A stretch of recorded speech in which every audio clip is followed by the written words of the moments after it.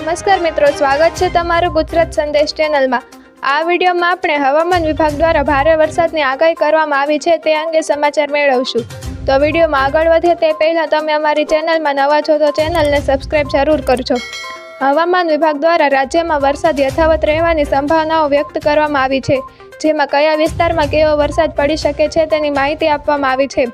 હવામાન વિભાગ દ્વારા આપવામાં આવેલી માહિતી પ્રમાણે આજે પણ રાજ્યમાં રેડ, ઓરેન્જ અને યલો એલર્ટ આપવામાં આવ્યું છે, જેમાં મધ્ય ગુજરાત અને દક્ષિણ ગુજરાતના કેટલાક ભાગોમાં રેડ એલર્ટ આપવામાં આવ્યું છે। આ સિવાય અમદાવાદ સહિત ઉત્તર અને મધ્ય સૌરાષ્ટ્ર અને ઉત્તર ગુજરાતમાં યલો એલર્ટ આપવામાં આવ્યું છે। હવામાન વિભાગે આજ માટે જિલ્લા પ્રમાણે કરેલી આગાહીમાં મધ્ય ગુજરાતના વડોદરા, પંચમહાલ અને છોટાઉદેપુરમાં તથા દક્ષિણ ગુજરાતના નવસારી, વલસાડ, દમણ અને દાદરા નગર હવેલીમાં રેડ એલર્ટ આપવામાં આવ્યું છે। તાપીના વાલોડની વાલ્મીકી અને વડોદરાની વિશ્વામિત્રી નદી ભયજનક સપાટીની ઉપર પહોંચી હતી। આવામાં નીચાણવાળા વિસ્તારોમાં ભયની સ્થિતિ સર્જાઈ છે।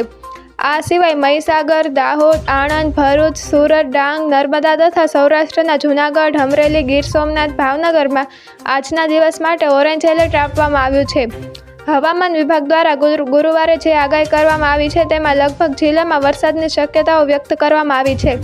આ સિવાય ગુરુવારે કરેલી આગાહીમાં ભારે વરસાદની સંભાવનાઓ વ્યક્ત કરવામાં આવી છે, જેમાં અમદાવાદ સહિત ગાંધીનગર, બનાસકાંઠા, પાટણ, મહેસાણા, સાબરકાંઠા, અરવલ્લી, ખેડા, પંચમહાલ, દાહોદ, મહીસાગર, વડોદરા તેમજ છોટાઉદેપુર, નર્મદા, ભરૂચ, સુરત, ડાંગ, તાપી અને નવસારી, વલસાડ, દમણ અને દાદરા નગર હવેલી તથા સૌરાષ્ટ્રના સુરેન્દ્રનગર, રાજકોટ, જામનગર, પોરબંદર, જૂનાગઢ, અમરેલી, ભાવનગર, મોરબી, દ્વારકા, ગીર સોમનાથ, બોટાદ, કચ્છ અને દીવનો સમાવેશ થાય છે। તારીખ 25મીએ કરેલી આગાહી પ્રમાણે રાજ્યમાં 31મી જુલાઈ સુધી વિવિધ વિસ્તારોમાં વરસાદ રહેવાની સંભાવના વ્યક્ત કરવામાં આવી છે, જેમાં અમદાવાદ સહિત મધ્ય, દક્ષિણ, ઉત્તર અને સૌરાષ્ટ્રના ભાગોનો સમાવેશ થાય છે। તારીખ 25એ કરાયેલી આગાહી પ્રમાણે રાજ્યમાં 31મી જુલાઈ સુધી વિવિધ વિસ્તારોમાં વરસાદ રહેવાની સંભાવના વ્યક્ત કરવામાં આવી છે, જેમાં અમદાવાદ સહિત મધ્ય, દક્ષિણ અને ઉત્તર સૌરાષ્ટ્ર ભાગોનો સમાવેશ થાય છે। વડોદરામાં બુધવારે આખો દિવસ ભારે વરસાદ થયો હતો। મોડી સાંજ સુધી ચાલુ રહેલો કુલ વરસાદ 13 ઇંચથી વધુ નોંધાયો હતો, જેના કારણે મોટાભાગના શહેરી વિસ્તાર જળબંબાકાર થઈ ગયા હતા। ગઈકાલે આખી રાત સુધી શહેરના અનેક વિસ્તારોમાં હાલત કફોડી થઈ હતી।